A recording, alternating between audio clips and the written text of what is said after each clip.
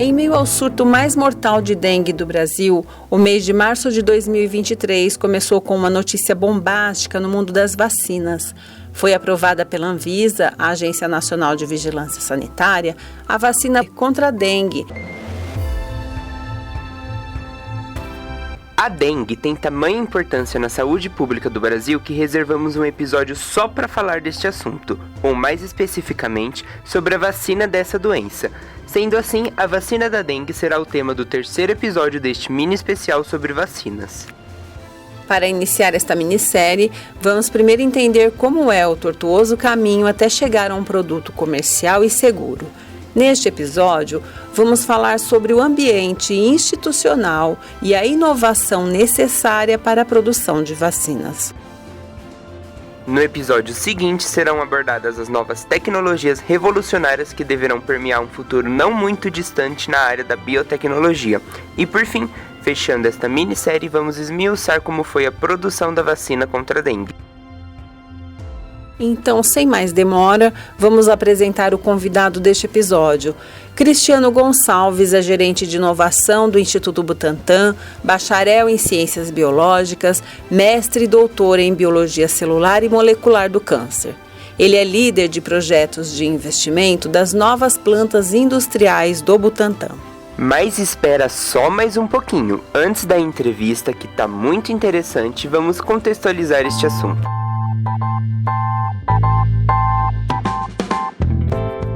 Eu sou Silvia Miguel, jornalista e sanitarista. E eu sou Felipe Velames, estagiário de jornalismo na assessoria de comunicação da FSP USP.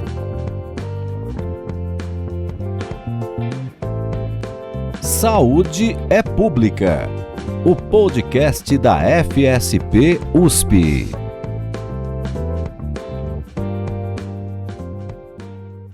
Para começar a entender o cenário de imunobiológicos no Brasil, temos que falar um pouco da Política Nacional para a Produção e o Desenvolvimento de Produtos Biotecnológicos. Ela engloba as vacinas, os antibióticos, a clonagem, os transgênicos e a fertilização in vitro, por exemplo.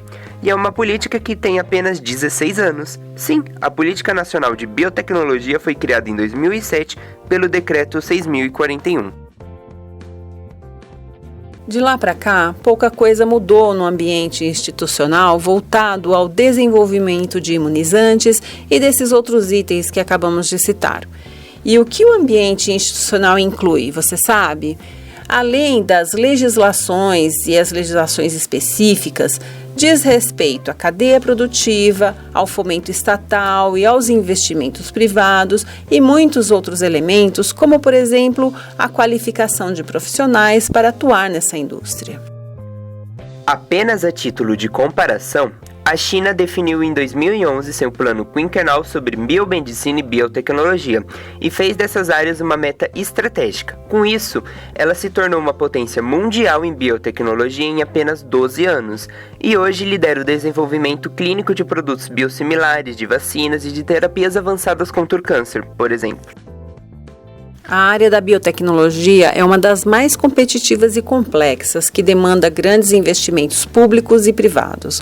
Para alguns, ela representa o futuro da saúde e tem o potencial de produzir grande impacto na economia. Mas, o que ainda há de errado na nossa indústria?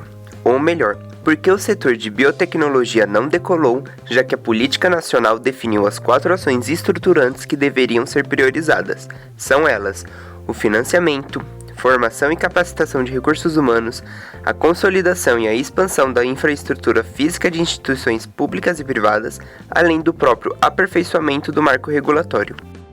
Nesse cenário, é louvável que algumas indústrias da área têm conseguido realizar. Apesar das dificuldades, instituições como o Instituto Butantan e a própria Fundação Fiocruz, por exemplo, continuam de forma isolada se reinventando para sobreviver.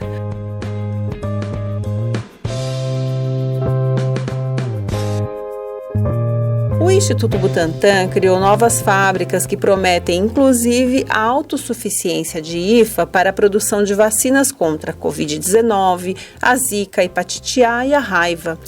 Como já aprendemos durante a pandemia, O IFA é o ingrediente farmacêutico ativo usado na produção de vacinas.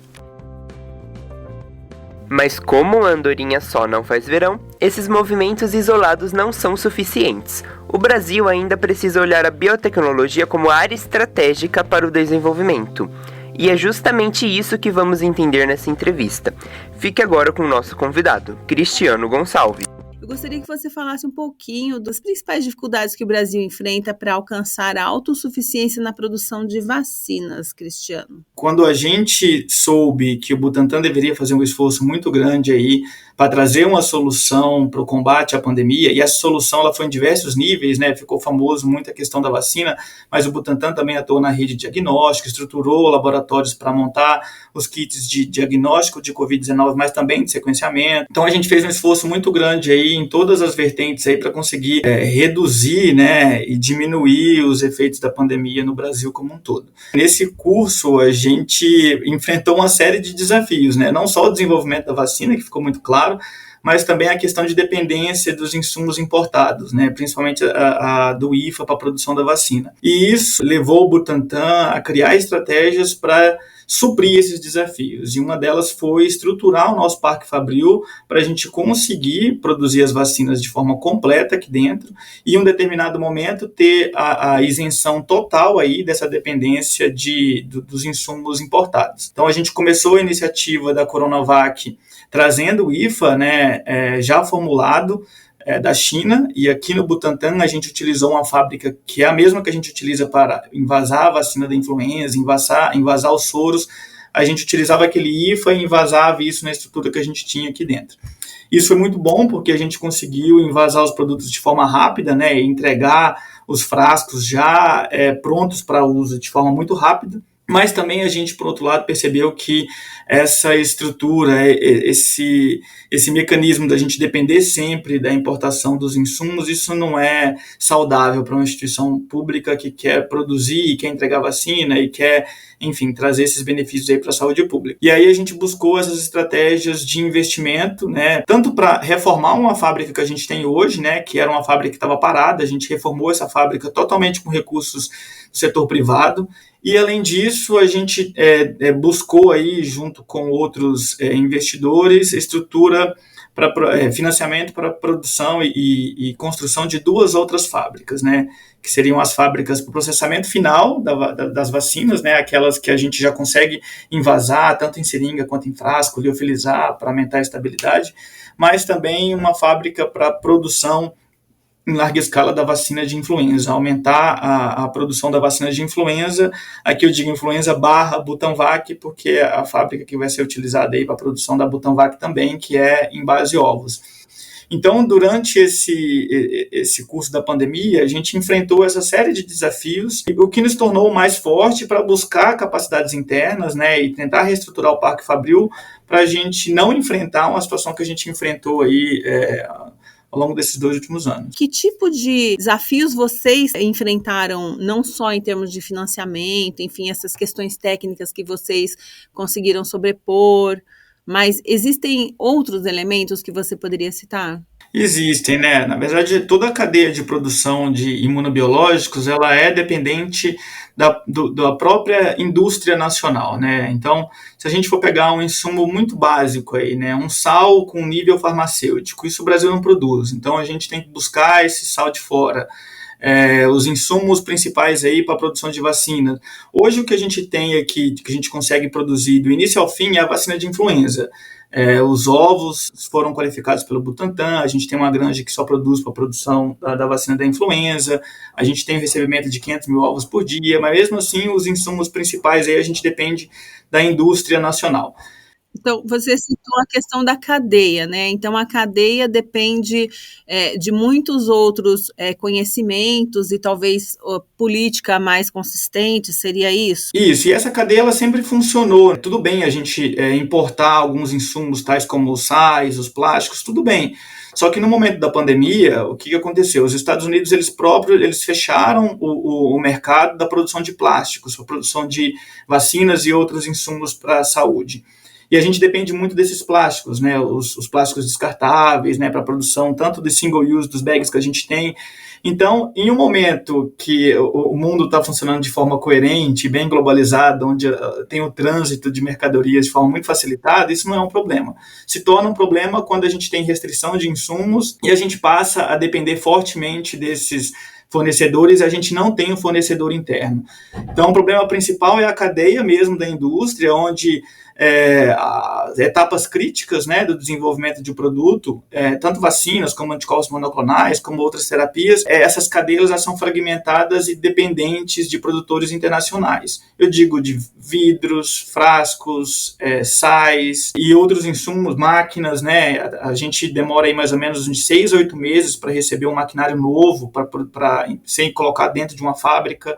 E aí eu preciso qualificar esse equipamento, então testar esse equipamento, eu preciso de um técnico de fora para testar esse equipamento. Então, a indústria como um todo do Brasil, ela é muito fragmentada ainda. Então, a gente precisa de investimento no olhar não só de desenvolvimento de vacinas, né, mas a indústria como um todo, ela precisa se fortalecer para conseguir ser autossuficiente em um momento de restrição de trânsito de mercadoria, que foi o que a gente percebeu aí durante a Covid-19. Agora, lá no início daquele processo, aqueles embrólios que aconteciam de negociação com o Ministério, essa questão também foi uma coisa que dificultou, não foi? Esse é o cenário político, né? Esse é um cenário que causou bastante turbulência aí isso prejudicou várias coisas, né? Tanto essa negociação que ela é bastante fluida com o Ministério da Saúde, quanto a imagem da vacina, né? A vacina Coronavac é uma vacina muito boa, é uma vacina que teve a sua eficácia na prova de fogo que a gente colocou ela reduzida, né? Porque foi um estudo muito crítico em profissionais da saúde, né? O que trouxe a eficácia um pouco abaixo das outras, mas em relação à efetividade, que é o impacto que a vacina causa na sociedade, ela é uma vacina boa, né? Ela impede aí hospitalizações e mortes. Então, ela trouxe esse cenário, ela trouxe uma imagem ruim para a vacina, uma imagem ruim nas negociações que a gente tinha com o Ministério da Saúde, e isso, consequentemente, impacta na imagem com a sociedade. Mas esse cenário político, ele nunca deve entrar quando se toca em questões de ciência e tecnologia, né? A ciência e a tecnologia, ela se desenvolve por si só, ela se desenvolve por meio de hipóteses, né, e testes. O cenário político, quando ele contamina o desenvolvimento tecnológico, de ciência e tecnologia, ele acaba trazendo ruídos aí que são bastante drásticos, né? Mas foi um fator bastante importante naquele momento e a gente pode então citar como mais um dos desafios, vamos dizer assim, para consolidar essa cadeia, né? Certamente sim. Essa questão de desenvolvimento de políticas públicas, né, e essa proximidade que os órgãos públicos têm que ter da indústria é bastante promissora, é bastante importante que ocorra. O próprio presidente Biden, ele soltou um ato em biotecnologia para fortalecer a estrutura de biotecnologia. E aqui ele põe pontos que a gente pode simplesmente copiar e colar para o Brasil. Treinamento, capacitação de pessoal, treinamento profissional para a produção de imunobiológicos, né, fortalecimento da indústria, incentivos fiscais para a indústria de máquinas e equipamentos, tanto a desenvolvimento de pesquisa dentro de universidades, né, geração de novas propriedades intelectuais em universidades, institutos de pesquisas para serem desenvolvidas, pesquisa clínica, expertise e desenvolvimento clínico. Então, assim, isso tudo, se fosse colocado como uma política pública aqui no Brasil, eu acho que a longo prazo isso teria um efeito muito positivo para a geração de novos produtos que foram desenvolvidos localmente, né, aqui no Brasil mesmo. Agora, uma outra questão que aí a gente vai cair de forma mais específica no Butantan mesmo, porque, assim, eu acredito que a Covid-19 foi um evento que impulsionou a construção de novas fábricas de vacinas por parte do Instituto Butantan, como você mesmo colocou no início da nossa conversa, né? E aí, diante desse aumento, eu queria saber se aconteceu paralelamente um aumento da demanda por vacinas, né? Porque ao passo que você aumentou a fábrica é porque precisou naquele momento. Então, eu queria entender um pouco dessa logística, né? Em termos de demanda e oferta, já que vai aumentar a oferta do Butantan. Em relação à oferta, demanda e a construção dessas fábricas, o impacto que isso vai causar, né? Eu vou trazer aqui para vocês um exemplo do que a gente viveu durante a Covid-19, quando a gente tinha uma fábrica só para invase de vacinas, né? A gente tinha que invasar o soro, influenza e também invasar a vacina Coronavac. Aqui, o que a gente fez? A gente tinha duas linhas, uma linha estava parada, a gente acabou consertando essa outra linha, e a gente duplicou aqui, né, a produção e a quantidade de funcionários e o turno dessas fábricas, né? A gente colocou todo o esforço naquela fábrica, então ela começou a trabalhar 24 horas para a gente conseguir entregar todos esses produtos. Chegou um determinado momento onde a gente entregava uma quantidade, todo o produto que a gente tinha aqui para invasar, a gente conseguia invasava os outros produtos, aguardava novos insumos da China, preparava a fábrica de novo, invasava tudo. Então, foi um momento assim que a gente espremeu ao máximo ali a capacidade que a gente tinha para produção e finalização dessas vacinas, né? O fato da gente estar investindo no Butantan para construir essas novas fábricas, ela vai trazer um fôlego maior, né? E esse fôlego, ele recai não só nas vacinas de Covid, mas em todo o portfólio que a gente tem hoje, né? Com essa nova fábrica que a gente construiu aí, com os insumos, com os investimentos que vieram do setor privado, essa a gente vai conseguir produzir diversas vacinas ali dentro, não só Coronavac, mas também hepatite, raiva e outras vacinas. Então, vai fazer com que essas vacinas que hoje a gente importe, a gente consiga produzir ela internamente aqui no Brasil. E, por um outro lado, as outras duas fábricas que a gente teve o investimento do BID aí, que é tanto a fábrica para processamento final de vacinas, que é invase, né, formulação, e a fábrica para produção de vacinas em base de ovo, essas também ela vai conseguir aumentar a produção da vacina, tanto de influenza como da Butanvac, se a gente conseguir ter um sucesso aí na fase 3, quanto de qualquer outro produto que a gente precise invasar. E isso está espelhado em relação à demanda que a gente precisa hoje, né? Alguns produtos a gente importa ele já formulado, né? Ele já pronto, entrega para o Ministério da Saúde, e a gente ainda tem diversas atividades de pesquisa e desenvolvimento que a gente precisa fazer com alguns produtos. Por exemplo, o soro, né? O soro a gente quer liofilizar para aumentar a estabilidade. Liofilizar é transformar o produto em pó. Então, eu quero transformar esse produto em pó para eu conseguir ter maior estabilidade, né, para ele conseguir ficar em temperaturas voláteis aí, né, durante o transporte, que esse soro ele é encaminhado para o Brasil todo. Então, essa fábrica também ela vai trazer essa maior flexibilidade e vai aprimorar alguns produtos que a gente tem. Alguns produtos que a gente entrega para o Ministério da Saúde, eles já são entregues em formato de seringa, né, então é mais fácil a aplicação. Hoje a gente não tem estrutura no Butantan para invasar em seringa. Então, a gente, com essa nova linha, a gente vai conseguir fazer isso, invasar em seringa para o próprio paciente poder aplicar o produto, principalmente anticorpos monoclonais. Então, a gente traz essa questão de oferta, não só aumentando a capacidade de produção, né, para o Ministério da Saúde e também exportando, mas também de melhorando os produtos que a gente já entrega aqui hoje. Eu queria também saber se há uma oferta insuficiente no Brasil de imunizante e, por isso, o país teria que importar grande parte dos seus imunobiológicos e aí, de repente, a fábrica do Butantan vai suprir, em partes, essa importação. Na verdade, a gente não tem uma oferta insuficiente, né? O que a gente tem é ainda assim uma dependência da tecnologia, né? Então, algumas vacinas que a gente entrega hoje para o Ministério da Saúde, a gente não tem a tecnologia implementada aqui dentro. É o caso da hepatite A, né, que a gente importa direto de um fornecedor externo. É o caso da vacina de HPV, que a gente tem um contrato de transferência de tecnologia, mas a gente ainda não consegue produzir a vacina como um todo. Então, ainda assim, a gente depende do parceiro externo que vai fornecer o insumo principal para a gente entregar essas vacinas, né? É lógico que a partir do momento que o Butantan for capaz de produzir essas vacinas como um todo, a gente vai conversar com o Ministério da Saúde para aumentar a oferta dessas vacinas. A questão de oferta, ela recai em 2 pontos, né? Tanto da ponta final que entrega o produto, quanto da campanha de vacinação que o Ministério faz. Então, hoje a gente entrega uma quantidade relevante aí de vacinas de HPV, mas a gente percebe que está tendo uma baixa na vacinação, na taxa de vacinação para essa vacina. E aí isso leva em consideração as campanhas que o Ministério precisa fazer, né, o estímulo que o Ministério precisa fazer, porque o produtor mesmo em si, o Butantan, Biomanguinhos, eles não fazem campanha. A campanha ela é própria do Ministério da Saúde. Todo mundo lembra aqui o Zé Gotinha, né, da vacinação de pólio, que toda criança conhecia, né, e hoje essas campanhas a gente não tem mais. Então, falta muito a campanha para aumentar, é uma cadeia. Eu aumento a campanha, eu aumento a vontade das pessoas de tomarem a vacina e aumento, assim, a capacidade de produção para atender aquela demanda. E a gente sabe que quanto mais vacina disponível, quanto mais vacina no braço das pessoas, isso é mais importante. Sim.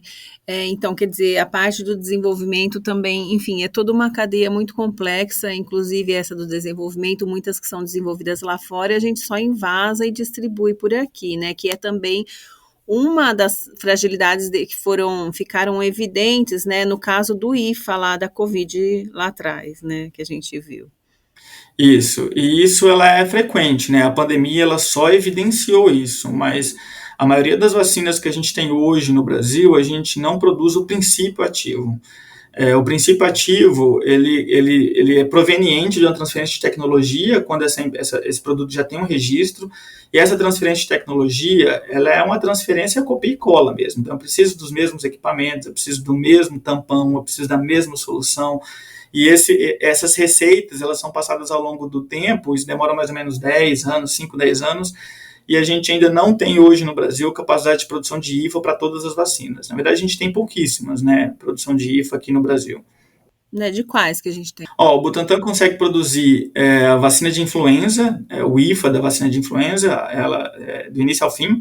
A vacina da Butanvac também ela é produzida aqui do início ao fim. A gente já produziu no passado as vacinas de DTP, difteria, tétano e pertussis também, do início ao fim. Hepatite B também, do início ao fim. A gente produz também febre amarela lá na Biomanguinhos, e a Biomanguinhos também produz outras. Mas hoje, hepatite A, HPV, DTPA, essas todas a gente ainda não produz. Raiva, a gente não produz. Esse é o portfólio do Butantan. Essas a gente não produz o IFA aqui, a gente acaba importando. E elas são objetos de transferência de tecnologia também. Então, a gente está recebendo a tecnologia do parceiro. Então, Cristiano, recentemente o Butantan anunciou um investimento da ordem de 1 bilhão por meio do BID, né, o Banco Interamericano de Desenvolvimento, para financiar 2 novas plantas, que foi, eu acho que essa que você citou no início, que é o Centro de Processamento Final de Imunobiológicos e o Centro de Produção de Vacinas em Ovos 2. Aí parte dessa primeira planta, ela havia sido inaugurada em março de 2022, aí você me corrige se está a informação correta, e com uma doação de 189 milhões de reais custeados por 75 empresas privadas. O caminho para alcançar a autonomia na produção de vacinas, você acredita que passa pela parceria público-privada? Voltando um pouco também nessa primeira questão que eu tinha falado sobre autossuficiência, né? Além dessa parceria, o que você acha que seria necessário também em termos de incentivos financeiros? No início você comentou que essa primeira fábrica, né, de Centro de Processamento Final de Imunobiológicos, ela já tinha sido inaugurada em março. Na verdade, o que foi inaugurado agora em março foi a fábrica que a gente adaptou para a produção da vacina para a Covid-19, que não é nenhuma das duas do Centro de Processamento e nem a de produção em ovos. Ela é a fábrica que a gente tinha para a produção de hemoderivados, né, derivados do sangue. Essa fábrica ela ficou parada por vários anos, né, por conta da estrutura tecnológica dela, que não era tão aprimorada, a gente não conseguiu operar essa fábrica, e a gente utilizou a estrutura dessa fábrica, a carcaça dessa fábrica, para adaptar, para produzir a vacina de Covid-19 aqui, com base na Coronavac. Então, o que a gente inaugurou em março foi a fábrica, que ela tem um nível de biossegurança 3, né, que você pode trabalhar com patógenos ali, tais como o próprio vírus, a Covid-19, e ela é single use, né, então a gente troca os bags, né, descartáveis, então a contaminação é menor, e ela é multipropósito. Essa fábrica ela foi proveniente de um evento quase que inédito no Brasil, né, que foram as empresas se engajarem e montarem um consórcio e financiarem a estrutura dentro de uma ICT. Isso não é muito comum, a gente não consegue, é muito comum fora do Brasil, né? Os Estados Unidos ele vive de investimento em pesquisa e desenvolvimento por meio das empresas, mas no Brasil isso não é tão comum. E a gente viu que esse consórcio se mobilizou e queria investir tanto no Butantan como na Biomanguinhos. E aí a gente conseguiu esse investimento para a construção e reformulação dessa fábrica. Aí o BID não se envolveu nesse, né? O BID ele se envolveu em outros 2 projetos que a gente tinha, que é o projeto do Centro de Processamento Final de Imunobiológicos e o Centro de Produção de Vacinas em Base em Ovos, né? São 2 projetos que a gente já tinha, uma é para aumentar a capacidade de produção da vacina de influenza, IFA, e também da Butanvac, que também utiliza a base em ovo, que é a nossa vacina que está em fase 2 de desenvolvimento clínico para a Covid-19, e uma outra que ela finaliza toda a linha de produção do Butantan. Então, ela invasa produtos multidoses, né, em frascos grandes, monodose em frascos pequenos com uma dose só, liofilizados, né, quando a gente faz o líquido se tornar um pó, para aumentar a estabilidade dele, a data de validade, e em seringas. Então, foram essas 2 fábricas que o BID apoiou. É um braço do BID que chama BID Invest, né, que aporta aí financiamento em entidades privadas. E isso foi muito legal, porque durante a pandemia a gente não tinha uma estrutura para trabalhar com esses investimentos, captação de fomento, e acabou caindo aqui na minha área, e foi um aprendizado muito grande, porque a gente conseguiu acompanhar todo o processo da relacionamento com o BID, e o BID não é qualquer banco, né? Para a gente conseguir o investimento do BID, ele leva em consideração critérios muito importantes aí em relação aos objetivos de desenvolvimento sustentável aí da ONU, né? Equidade, igualdade de gênero, sustentabilidade, meio ambiente, né? E isso tudo a gente passou por uma diligência, algumas ações ali corretivas, né? Que o próprio BID pede para você implementar, caso contrário ele não vai fazer o investimento. Então a gente aprendeu muito com isso, né? O Butantan hoje se torna uma instituição mais sustentável, né, e mais alinhada aí aos objetivos de desenvolvimento sustentável da Organização das Nações Unidas, por conta dessa participação que a gente teve com o BID. Esses projetos vão entrar agora em fase de projeto executivo, né, e construção. O BID vai acompanhar durante todo a construção dessa fábrica. Então o BID ele tem essa responsabilidade de acompanhar a fábrica, acompanhar o ponto de vista de lançamento de edital, compliance, jurídico, cumprimento às normas. Então é algo que a gente vai aprender muito com essa relação com eles aí. E seu último ponto, que eu já abordei também, que é a questão de se o desenvolvimento tecnológico, o desenvolvimento de vacinas, ela depende de parcerias público-privadas, certamente.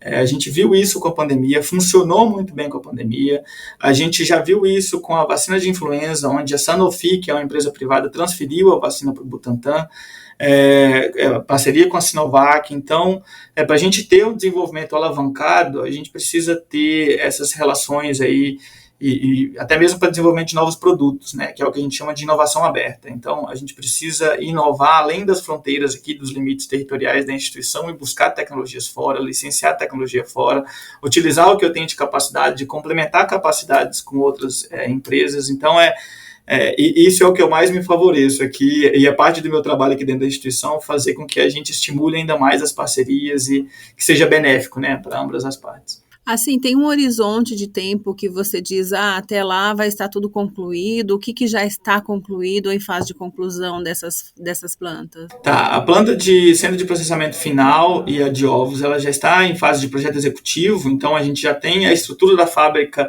em papel, já tem desenhado, contratado isso, já tem desenhado quais os equipamentos que a gente precisa, então a gente está nessa fase. A partir agora, desse momento, a gente tem que fazer um chamamento público e selecionar a melhor empresa apta para entregar a obra, né, como um todo. Aí é o que a gente chama de turnkey, aqui entre aspas, porque parte desse processo de turnkey já foi entregue. E aí o BID vai ajudar o Butantan a selecionar a melhor empresa, e essa empresa vai trabalhar para construir a fábrica e entregar a fábrica até o final. Então, a gente espera que em 2025, né, 2026, a gente já tenha as 2 fábricas já prontas aqui e operacionais. Neste caso, com mais plantas, vocês aumentariam essa capacidade de exportação também, né? E para quais são os principais países que vocês exportam as vacinas produzidas aqui no Brasil? Tá, a vacina de influenza, que é essa vacina 100% produzida aqui no Butantan, a gente passou por um processo de pré-qualificação pela Organização Mundial da Saúde. Então, a Organização Mundial da Saúde, ela avaliou o Butantan e fala que a gente é qualificado para exportar essa vacina para o mundo todo, né? Então, o ano passado, a gente ganhou uma licitação da PARRO, que é a Organização Pan-Americana de Saúde, que é o braço do OMS aqui na América Latina, para a gente fornecer as vacinas do hemisfério sul e do hemisfério norte para a PARRO, e a PARRO ela seleciona quais os países ela vai suprir aqui na América Latina. Então pode ser Uruguai, pode ser Chile, enfim, pode ser vários outros países aqui da América Latina que comprem direto pela PARRO. Mas anteriormente não havia exportação do Butantan? Não, para a vacina de influenza a gente tinha demandas bem isoladas, né? Mas depois que a gente teve a pré-qualificação pela Organização Mundial da Saúde, a gente se tornou apto, né? A gente tem um selo da Organização Mundial da Saúde que os países podem comprar direto por compras governamentais, né? Que a gente chama de fundo rotatório da PARRO. Que importante impacto para a economia nacional, né? Não, isso é fenomenal, porque o Butantan ele vende a vacina, a campanha de um país todo, né, para vacina de influenza. Então, Nicarágua, Uruguai, então a gente vende para a PARRO entrega o produto do Butantan, que serve como a campanha completa ali daquele país para vacinação de influenza. Então, para vacina de influenza a gente já está exportando, né? E o soro também a gente já exporta. O Butantan é um dos poucos produtores aí de soro que tem no mundo, e a gente já exporta principalmente soro antidiftérico, né, que existe alguns casos de intoxicação aí no mundo, e o Butantan entrega isso para o Reino Unido, né, alguns países vizinhos aqui. E a expectativa é que tanto a Butanvac quanto a vacina de chikungunya a gente consiga também fornecer para o mundo todo, porque nosso contrato com a Valneva, que é a empresa francesa que detém a tecnologia da vacina de chikungunya, a gente tem a obrigação de vender essas vacinas para países de baixa e média renda. E da Butanvac da mesma forma, né? São premissas aqui de acesso equitativo, né? Vacinas mais baratas. Então, o Butantan está implementando aí uma rede para vender essas vacinas a um baixo custo para países de baixa e média renda, tanto de Covid-19 quanto de chikungunya também. Então, a gente começa esse exercício de exportação com a vacina de influenza, com soros, mas nos próximos anos a gente vai conseguir exportar muito mais aí para países que realmente precisam e que não são assistidos da forma correta aí para vacinas de importância de saúde pública. Eu estava vendo a lista de vocês que vocês produzem em termos de soros, de vacinas. São muitos produtos, não são? A gente tem um portfólio bem grande aí de vacinas. A gente tem influenza, raiva, hepatite A, hepatite B, HPV, a dengue está em estudo de fase 3, chikungunya está em estudo de fase 3. A gente tem um portfólio aí de 6 vacinas e 13 soros, né? A gente tem, e produção de soros a gente tem bastante. A gente tem uma fazenda, né, com vários cavalos, e a gente produz bastante também o soro. Mas a gente tem um portfólio bastante diverso, né? Agora, para as 2 fábricas, né, a fábrica que eu comentei aí da produção de ovos, a gente já tem uma que opera aqui hoje, né, que a gente recebe mais ou menos 500 mil ovos por dia, e a gente vai duplicar essa fábrica, né, a gente vai fazer uma cópia dela. Então, a gente vai ter mais uma fábrica que também vai produzir 80 milhões de doses, então ao todo vai dar mais ou menos 160 milhões de doses para a nossa campanha de vacinação, e aí a gente vai dividir ela junto com a Butanvac. Então, a Butanvac, a gente tem muita esperança em relação a essa tecnologia, mas ela tem uma plataforma por trás, né? Eu consigo utilizar a plataforma da Butanvac, né, do vírus de NDV, que é um vírus que cresce em ovos, para qualquer outro antígeno, né? Eu só preciso fazer um processo de engenharia genética, clonar o antígeno criar um vírus que expressa a proteína que eu quero e colocar em base de ovos. Então, se a Butanvac se mostrar promissora, a gente tem uma plataforma que eu consigo aí trazer outras vacinas utilizando a base ovo.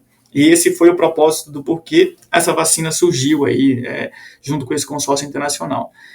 E o centro de produção de processamento final, ele vai finalizar todo o nosso parque fabril, né? Ele vai finalizar o processamento de todas as vacinas, soros, anticorpos monoclonais, então é uma planta ali só para invase. Então, o que você pode dizer sobre as perspectivas de o Brasil se inserir como um player global na produção de vacinas, considerando os investimentos nas novas plantas do Butantan?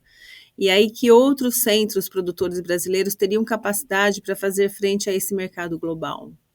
Tanto o Butantan quanto a Fiocruz, a gente já tem uma capacidade muito grande graças ao nosso PNI, né? O PNI é o maior programa de imunizações que a gente tem nacional aí no mundo, e ele de fato ele estimula a vacinação e a compra de vacinas, porque sabe que medicina preventiva reduz custos à frente para hospitalizações, meio de tratamento, né? Então, o nosso PNI é muito forte. Então, tanto o Butantan quanto a Fiocruz, historicamente, a gente vem criando robustez aí para aumentar a capacidade e para conseguir produzir em larga escala as vacinas que a gente já produz hoje. Então, tanto o nosso portfólio, tanto o portfólio da Fiocruz quanto o portfólio do Butantan, eles se complementam e ele compõe aí o nosso PNI. O que a gente projeta aí mais à frente para ser um player global é, de fato, trazer tecnologias proprietárias, né? E tecnologias que a gente tenha liberdade de operação e de exportação. Alguns dos acordos que a gente tem restrito aqui o mercado brasileiro, então a gente vai conseguir exportar. Então, trazendo essas duas fábricas, né, estimulando o desenvolvimento tecnológico, estimulando pesquisa e desenvolvimento, a gente vai conseguir, sim, ser um player global. A gente hoje consegue produzir bastante, né, aqui tanto de IFAs produzidos nacionalmente quanto de IFAs importados, então produzir, rotular, entregar o produto a gente consegue. O que falta de fato é propriedade intelectual nossa, né? Tecnologia nossa, que a gente seja capaz de produzir, entregar do início ao fim, e aí a gente tem uma sustentabilidade muito maior e uma independência muito maior. Então, a partir do momento que as transferências de tecnologia estiverem todas completas, a gente ser capaz de produzir as tecnologias que nos foram transferidas, produzir tecnologias novas e utilizar o Parque Fabril, tanto do Butantan quanto da Fiocruz, aí o céu é o limite. Aí a gente traz essa autossuficiência no Brasil e tem uma autossuficiência regional, né, que é o nosso foco principal, ajudar os nossos países vizinhos. Por ser uma instituição pública sem fins lucrativos, nossa intenção não é chegar em Estados Unidos da Europa, é chegar em países menos assistidos, né, porque o nosso produto tem um custo menor. Então, a nossa ideia é que a gente seja reconhecido como a nossa missão de saúde pública mesmo. Que legal. É uma perspectiva de talvez algumas décadas ainda, isso, né? Isso, algumas décadas, principalmente quando se toca em desenvolvimento novo, desenvolvimento de produto novo, né, que a gente precisa, é um ambiente altamente regulado, então a gente precisa cumprir todos os critérios de qualidade, regulatórios, então fase 1, 2 e 3, a gente sabe que demora muito tempo, né, então principalmente quando se trata de produtos desenvolvidos localmente, com a propriedade intelectual dos nossos pesquisadores, dos nossos universitários, ainda assim a gente projeta um tempo longo. Mas eu sou muito esperançoso, viu? Eu tenho muita esperança que a gente consiga desenvolver um produto 100% brasileiro, com tecnologia nossa, que veio da universidade, que a gente consiga, inclusive, licenciar para outras empresas entregarem. E acho que vou ficar muito feliz aí se a gente conseguir trazer um produto nacional de interesse de saúde pública que a gente pode, inclusive, licenciar para outros aí venderem. Com certeza. Cristiano, eu já quero te agradecer muito mesmo pelos esclarecimentos, pela entrevista excelente que você deu aí para trazer muitos pontos importantes para os nossos ouvintes, para quem tiver interesse no tema. Já queria abrir o espaço para as suas palavras finais e você acrescentar alguma coisa que eu não tenha perguntado, que você achar importante mencionar. Não, eu que agradeço. Obrigado pelo convite. É sempre bom falar sobre o Butantan, sempre bom falar de saúde pública, é sempre bom falar do fortalecimento das instituições que a gente tem. Então, essa é a mensagem final. A gente precisa fortalecer muito, né, as instituições públicas de ciência e tecnologia e inovação que a gente tem no país. E aqui eu estou falando não só do Butantan, da Biomanguinhos, Tecpar, mas também das universidades, institutos de pesquisa, que a gente, sem investimento em ciência, tecnologia, em pesquisa, a gente não vai conseguir andar com passos largos, né? A gente percebeu que durante a pandemia a gente ainda falta algumas capacidades aí para a área de produção de produto próprio, né? A produção de insumos, né? Industrialização. Então, a gente precisa muito incentivar essas estruturas, essas entidades, né? Desenvolver políticas públicas.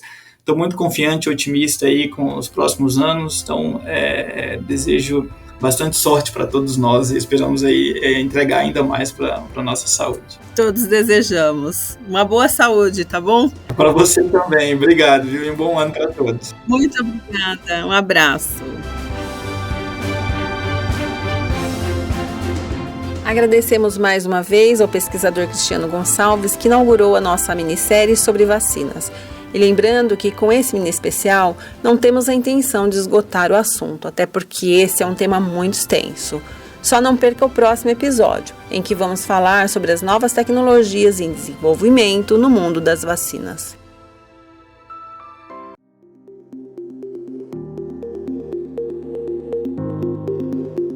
Quer saber como participar do Saúde é Pública? Envie sua pauta para o nosso e-mail imprensafsp@fsp.usp.br.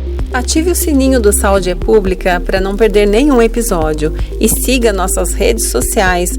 A Faculdade de Saúde Pública está no Instagram, Facebook, LinkedIn, Twitter e YouTube. Saiba o que rola na faculdade também pelo nosso site. É o www.fsp.usp.br. Este episódio contou com a coordenação editorial e entrevista de Silvia Miguel. Roteiro, edição, artes e locução, Silvia e Felipe Velames.